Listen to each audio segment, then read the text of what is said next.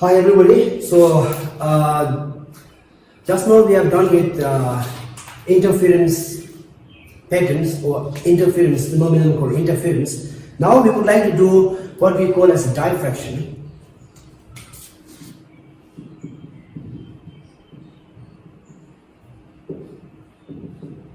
Alright, so diffraction is again a wave phenomenon. Normally diffractions are normally found in a light wave, sound wave, water waves and matter waves. And however, you may ask that we never found diffractions of light waves. Alright, so it is very difficult to encounter the diffractions of a light wave. The reason is that the wavelength of a diffraction, a wavelength of light is very small compared to the dimension of obstacles. Alright, so this is the reason, right? Normally when diffraction takes place is that when a light or when a wave encounters obstacles. When a wave encounters obstacles, so the phenomenon called diffraction takes place. When a sound wave encounters obstacles, it occurs, the diffraction takes place, water wave, so on, right? So we normally found a sound wave diffraction, that is, let's say, if we have walls, and if somebody is talking other side of our walls, we could able to hear the sound. All right. So the point is, where how sound could penetrate through our wall? This is not possible, right? It's not possible for sound to penetrate through our walls. What happens is that the diffraction is taking place. That is why we could able to hear sound from other side of our walls. Similarly, we have a diffractions due to water waves. Alright, so you might have seen this, right? This is the diffractions due to water wave diffractions. So I told you, whenever there is obstacles, diffraction normally take place. So these are the two worlds which act as obstacles, and when a water wave encounter these two worlds, diffraction normally take place. That is a spreading of a wave taking place. You can see the spreading of wave, and this is what we call as a diffraction of a water wave. Examples of a diffraction of water wave. Another example is this. So again, these two are the obstacles. When a water waves encounter these two obstacles, you see a diffraction, spreading of a light or spreading of a water wave taking place, and this is what we call as diffraction of water waves. And now look at here. Now again, we found diffractions in a CD, right? When you might have seen a CD and you see a different colors or found on a CD. This is all because of diffractions. This is again because of diffractions. All right. So now again, so this is what we found. When a light, what exactly diffraction is? When a light has to encounter obstacles. So when a light encounters these edges, these are the edges of a states. When a light encounters the edges of these two states, you see the spreading of light take place. And the spreading of a light take place such that light enters into a shadow. This is the shadow regions. This is the shadow regions. This is the shadow regions. So therefore, this is where we found diffractions. Alright. So this is what normally we found in a day-to-day life. Whenever we have a shadow, you look at it very carefully, right? When you look very carefully in case of a shadow, you find different regions of shadows. Why there is a different region of shadows, right? The different regions of the shadows are normally occurs because of what we call as diffractions. Spreading over. This is what we have. So this is the incident waveforms. This is incident waveforms. This is an incident waveforms, and this waveform is a plane waveforms. Plane waveforms incident on a sticks, and this is obstacles, and then spreading take place. The light spreading of light take place such that now this actually is a shadow region. This actually is a shadow region. However, light could enter into a shadow regions. And how light could enter into shadow regions? Because of diffraction, because of spreading of light. Again, this is the part. This is the part. This is the this. Again, I will give you one more diagrams. This is again. This is the one part. This is other part. These are the different examples of the shadows and the different regions of shadows which occurs because of diffractions. Again, I have this. This is what we call as the sun, and this is an obstacles. All right, and normally we explain this in case of solar eclipse times, right? So look at here. Normally shadow should be around this. Why? Because light travels straight. Light travels straight, and actually this should be a shadow. This should be a complete shadow. Actually, this should be this entire region should be a complete shadow. However, you see a different regions. This is a hard shadow. This is what we call as umbra that is done in a lower class, and this is a soft shadow which called penumbra. And this umbra and penumbra regions in a shadows occurs because of diffractions. All right. So now we may wonder, right, how light would enter into these regions. We believe that light travels straight lines, and how light somehow curve and then enter into our shadow regions. And this is all because of diffractions. How spreading of light take place? A spreading take place such that light enter into shadow regions is what we call as diffraction. So this is what we have diagram. All right, and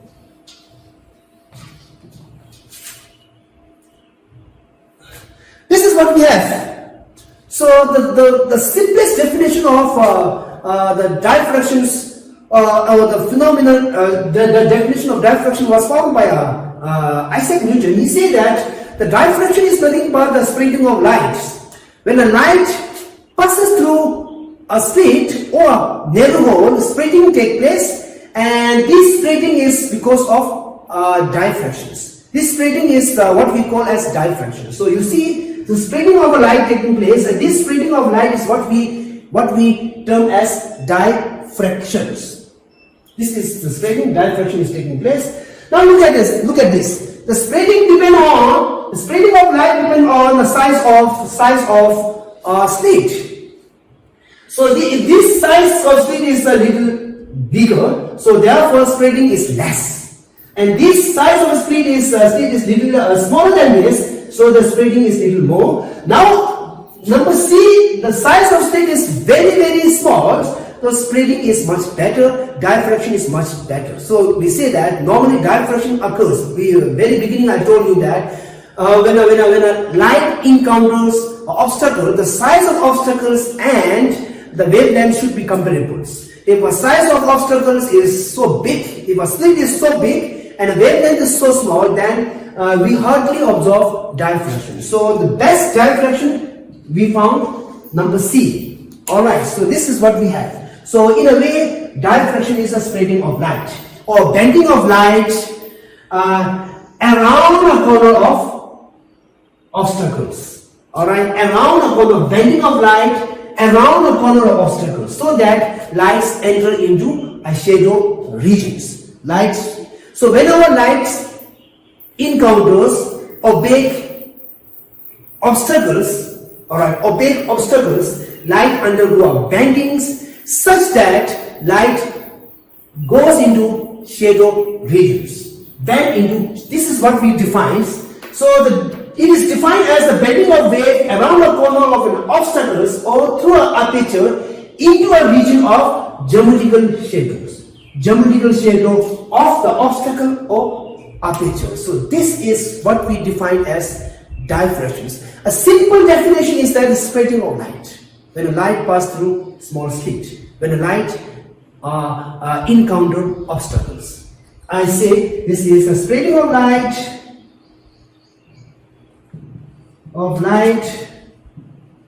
when it encounter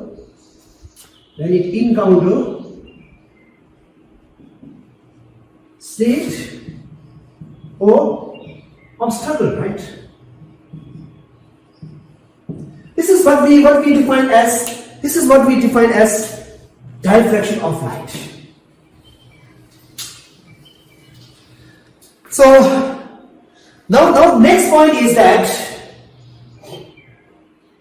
this is again diffraction, right? So next point is that now we talk about double slit. Just now we talk about double slit. So now the question is, if I close one slit, if I close this slit, so what we are going to get? What kind of change are we going to observe?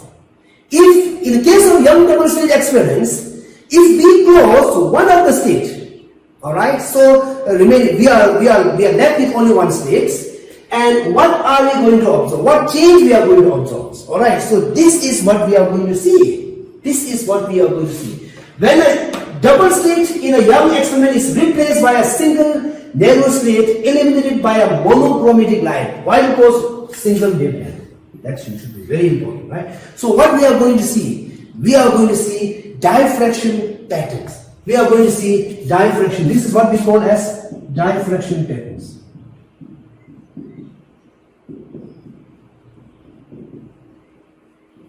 We are going to see diffraction patterns.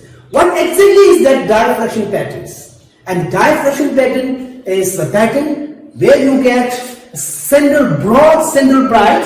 This is going to be a broad central bright.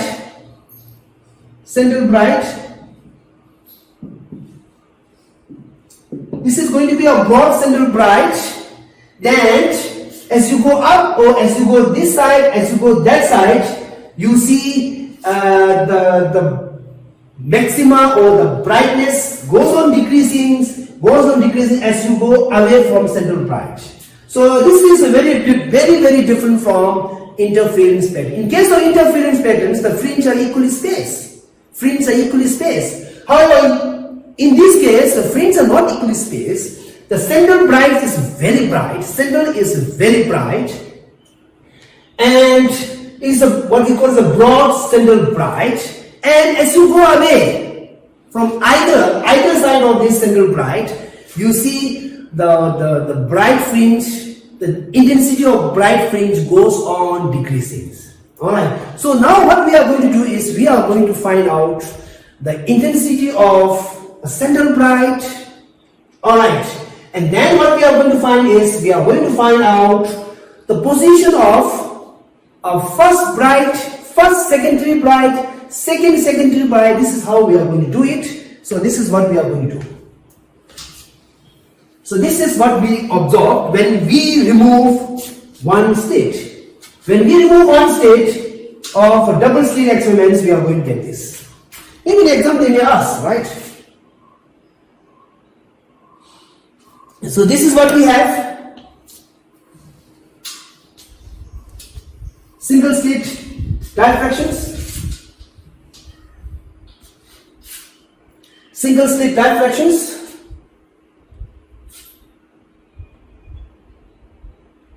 So look at here. This is the slit. I have a slit. Let's say a slit, single slit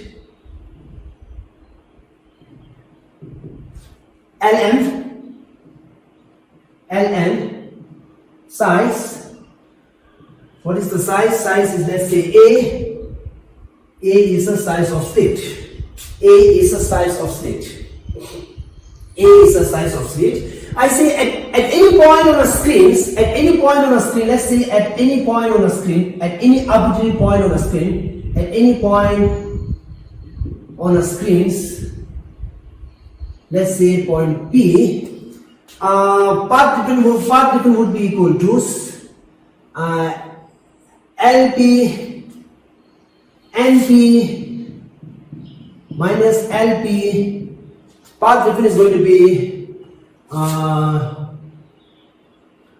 A sine theta. Why? Because this is theta.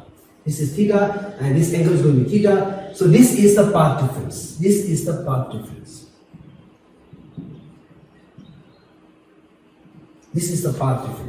What is this? This path difference is going to be A sine theta. This is the sine. Alright, so this is going to be theta. Why? Because this angle is going to be theta. So therefore, this is going to be a sine theta. So I say at any point on a screen, point P, at any point P on a screen, let's say at any point P on a screens, path difference is this. So I said for small theta, so NP minus LP is going to be A theta. This is the path difference. This is the path difference at any points. This is the A is the size of state. A is the size of state. Now look at here. Central point C. C is the center of center lights on our screens. C is the central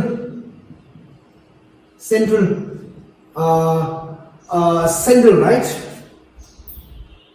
So since the C is the centers, so path difference would be equal to C is the center, right? Let's say C is the center. C is the centers. Since the C is the center, I say light incident on this is I have a plane wavefront incident on the stakes, and since the C is the center, and then the path difference would be equal to what? Would be 0. If it is a 0 path difference, then it is a constructive interference. This is constructive.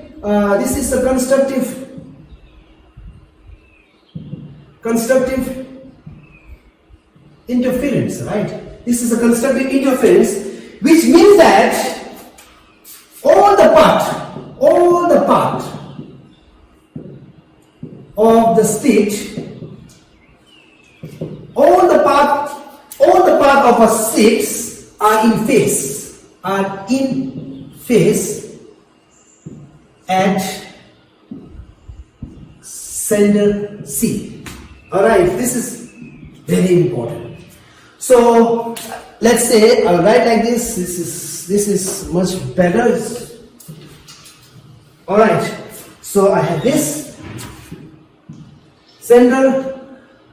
This is screen and see all the lights.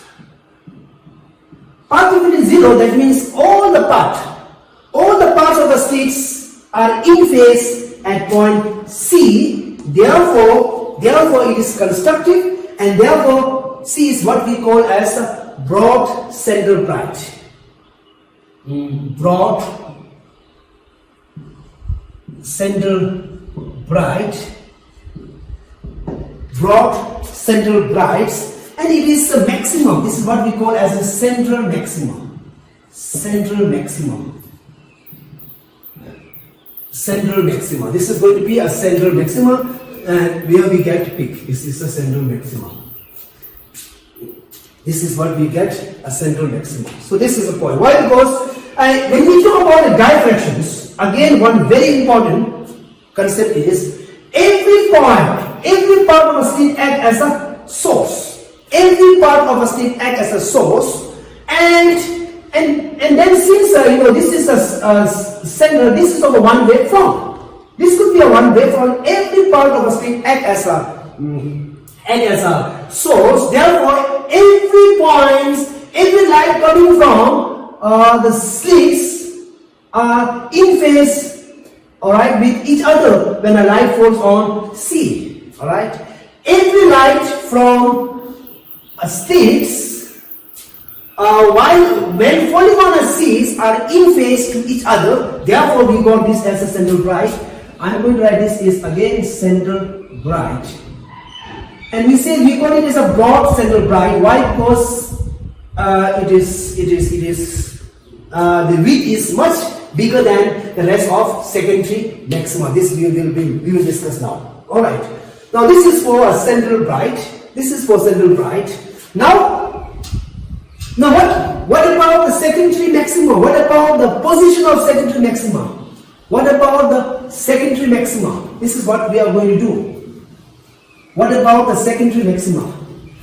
And look at here, as far as the diffraction is concerned, we can't derive the secondary condition for a secondary maxima as we did in case of interface. Why? Because this is beyond our scope. So therefore, what we are going to do is, first I'm going to give you a condition, and then later we will prove it.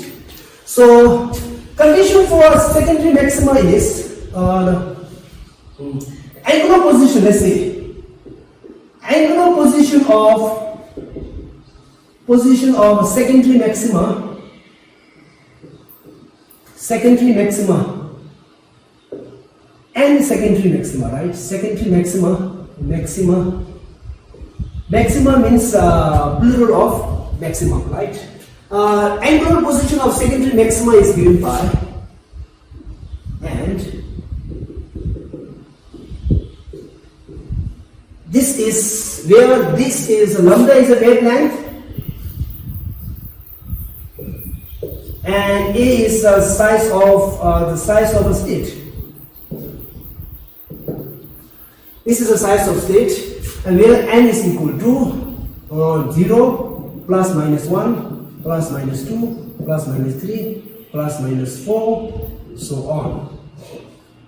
This is the angular position of this is an angular position of secondary maxima. All right. This is an angular position of secondary maxima.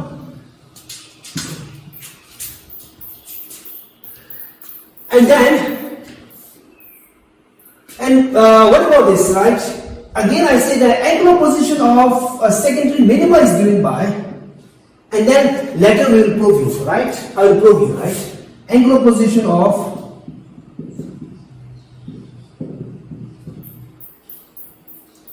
secondary minima would be, alright, this is going to be, n is going to be 1, let's say this is 0, 1, right, plus minus 1, plus minus 2, plus minus 3, plus minus 4, goes on. Alright, this is what we have, angular position of this, angular position of secondary minima, angular position of secondary maxima, right?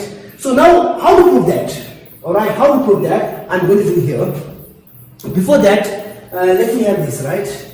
So, this is what we have. This is a central bright. This is what we call a central bright bands, and intensity goes on decreasing, and we will find out why intensity goes on decreasing. Why we have a maximum intensity at the center, we will discuss now. Alright, this is what we have gotten, and this is what we get, right? And this is what we are going to prove now. Alright. Alright, now let me say, to find out the central position of central maxima, right? To find out position, right? Find out position of central maxima, position of secondary maxima,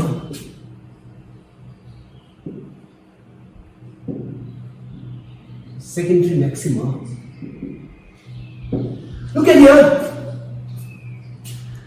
What is the how I'm going to do is, I have a state like this. This is the state. I just magnify the state, and I divide the state into a 3 equal part. Right, this is going to be M, this is going to be L, this is N, M1, M2, and this is the screens, and this is the angle, right? This is theta and this is theta and this is theta and this is theta and let's say this is the first theta 1. Let's say theta 1. I'll write theta 1. First, I will find out for first secondary maxima. To find out the first secondary maxima, we divide the state into a 3 equal half.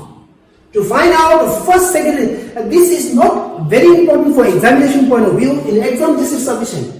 But for your understanding, I am doing this, and your textbook, our textbook has done a very nice job to understand how the secondary maxima decreases as you go away from central max. This is how we are going to do it.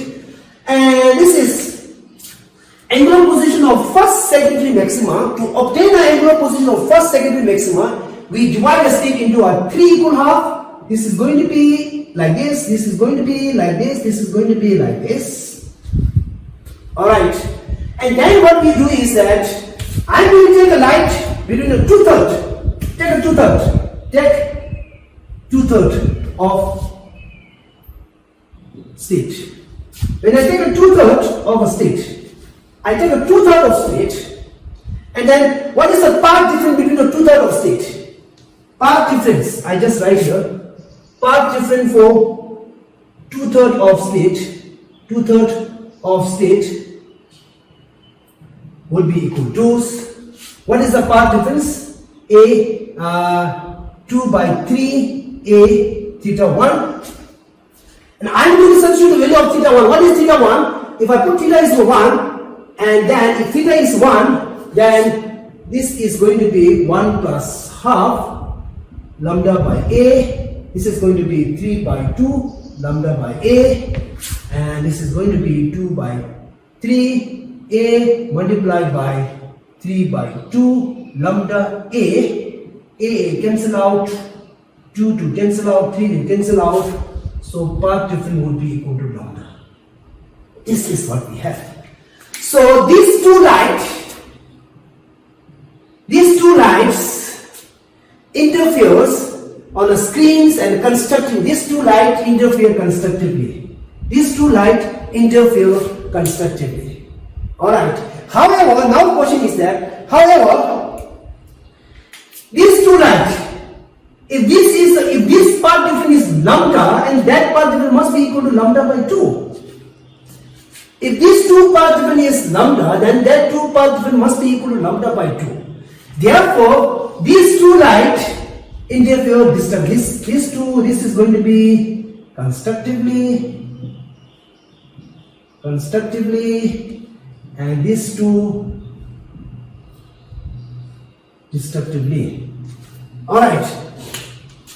So therefore, look at here, therefore, out of entire state, 1/3 is for 1/3 contribute,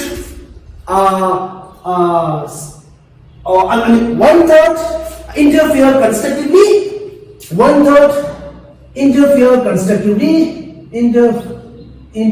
constructively, and I got this.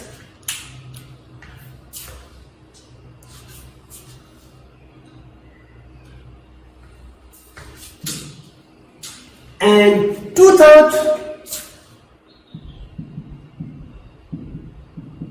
interfere destructively.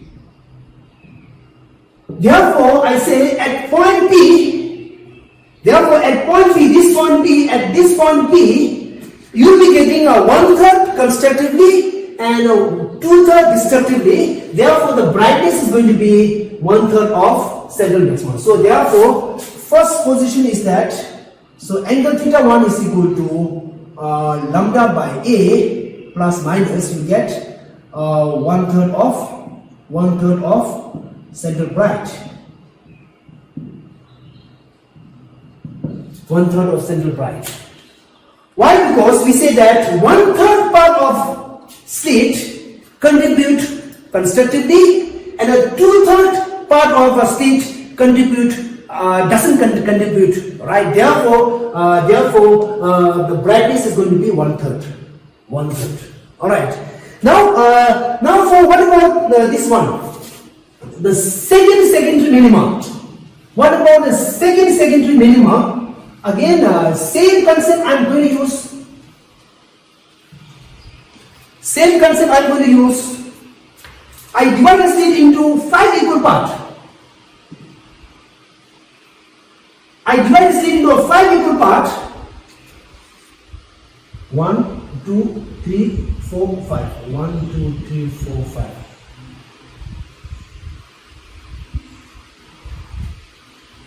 Alright. And again I say these two are constructively, and I say path difference will be equal to, again What is the path difference? Path difference would be equal to 4 feet a theta 2, and what is theta 2? Theta 2 is going to be 4 by theta 2 is going to be 5 by 2, lambda by a, 5 cancel out, path difference is going to be 2 lambda. Right. Again, these two are constructively. Alright. Again, we say that 1/3, 1/5 in contribute. I mean, 1/5 is what we call as interfere constructively. Interfere constructively. And 4/5 interfere destructively.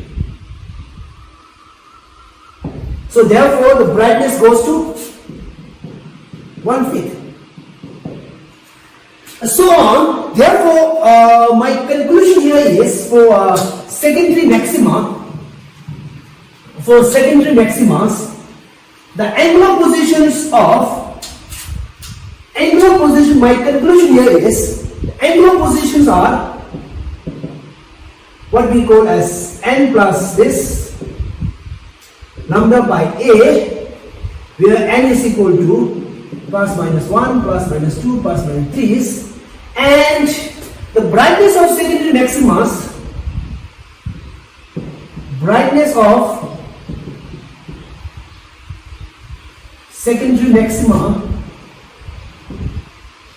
would be 1/3, 1/5 and 1/7, so on, of each central maxima. This is what we have. So therefore brightness goes on decreasing. Why brightness goes on decreasing? The contribution to the maxima would decreases as you go higher and higher and higher. Alright, first is going to be 1/3. The center is going to be entire part.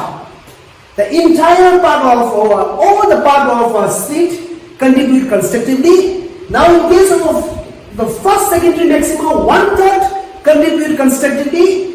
Then a second secondary maxima is going to be 1/5 contribute constructively. This is how it goes. This is for secondary maxima, position of secondary maxima. Alright, now let's move to position of secondary minima. Alright, let's move to position of secondary minima. So how to get the position of secondary minima? Again, I use the same concept. In case of a first secondary minima,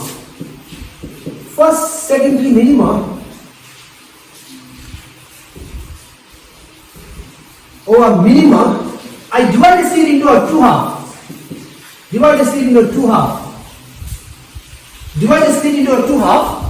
So what I'm going to do is what we have. This is going to be a by 2. This is going to be a by 2, and this is the point P. And now look at here. What is the path difference? This path difference is going to be what? This interfere with this, right? This path difference is going to be a by 2 theta 1. This is destructively, right? And what is theta 1? Theta 1, this is theta 1, right? Theta 1 is going to be lambda by a. So therefore, what is the path difference? Path difference is going to be lambda by a, cancel out. Alright, so this tells that the path difference is lambda by 2. This means that all the part of a slit interfere destructively. So therefore this is what means. So this destructively and this destructively goes on like this. Alright, So this corresponding to this corresponding to that, this corresponding to that. This is how interface are there. This is what we have. Now what about in case of a second secondary minima? What about in case of a second position of a secondary minima? Second secondary minima is that divide this thing into a 4 equal half, 4 equal half, 4 equal half, 4 equal part.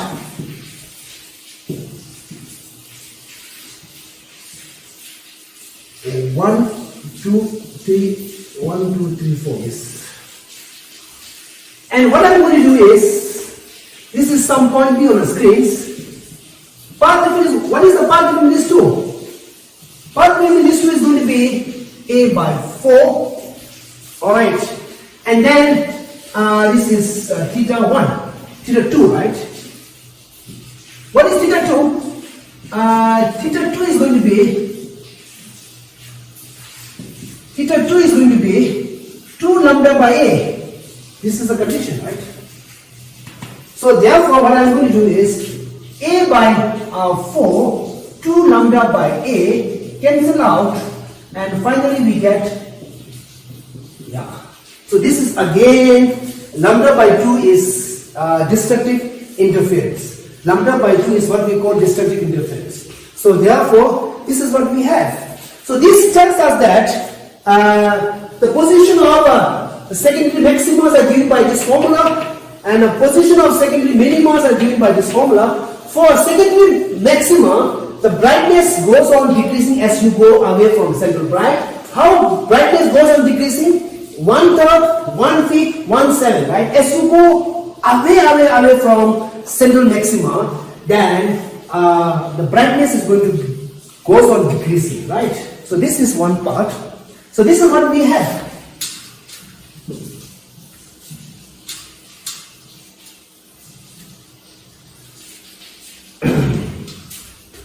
So let me write down. Maybe this has here. Let me write down diffraction pattern, right?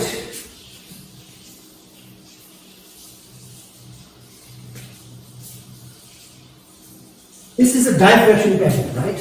This is a diffraction pattern. So this is going to be our central maxima. What is this position?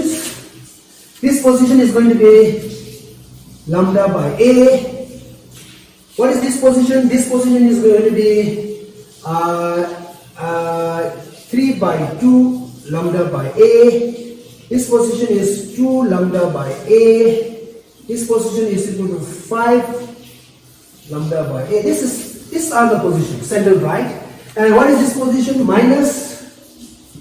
Minus lambda by A, minus 3 by 2 lambda by A, minus 2 lambda by A, minus 5 by 2 lambda by A. These are the positions.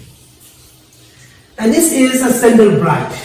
I call this as a broad central bright. This is what we call as a broad central bright.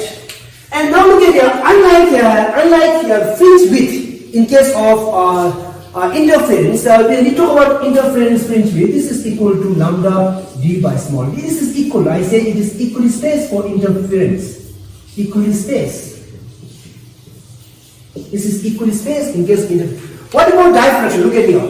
So the fringe width of a central broad bright is fringe width of central bright would be equal to that angular width. I am talking about angular width. Angular width would be, what is that? Lambda by A minus lambda by A. This is equal to 2 lambda by A. This is a fringe width. And what about the fringe width of a secondary? Alright? So fringe width, I'm sorry, this is missing here. Fringe width of a secondary maxima or minima, whatever, right? Minima, maxima. So this between these two, right? So this is going to be between these two. Therefore, this is going to be lambda 2 lambda by A minus lambda by A, and this is going to be lambda by A. This is, so therefore the second bright is going to be much bigger, twice of secondary maxima. So this is, so therefore unlike interference patterns, the brightness is not, the width of a central bright or width of a bright or dark, width of a fringe are not equally spaced. So that, and this is what I am going to show you now here. This is the wave pattern of diffractions fringe. Alright, now I will show you a geometrical, I will show you a picture. This is what we have. This is much broader, and as you go away, then this becomes thinner, right? This is what we have. This is what we have. Alright. Here, B refers to a size of slit. B is nothing but A. Here, B is nothing but A. And look at here. This is a central bright and twice of secondary. This is the width of secondary.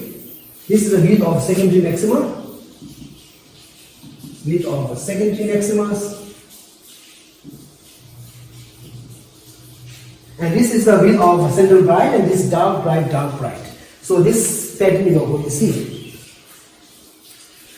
Alright, now last part I would like to do is a double slit diffractions. Double slit diffractions. So when you have a double slit diffractions, the difference is that in case of a single slits, you are getting only a broad peak, and as you go away, then peak becomes smaller and smaller. However, when you do a double slit diffraction pattern, you are getting this. This is the double slit diffraction patterns. You will be getting a broad central bright. Within the broad central bright, you will be getting interference. This is the broad peak,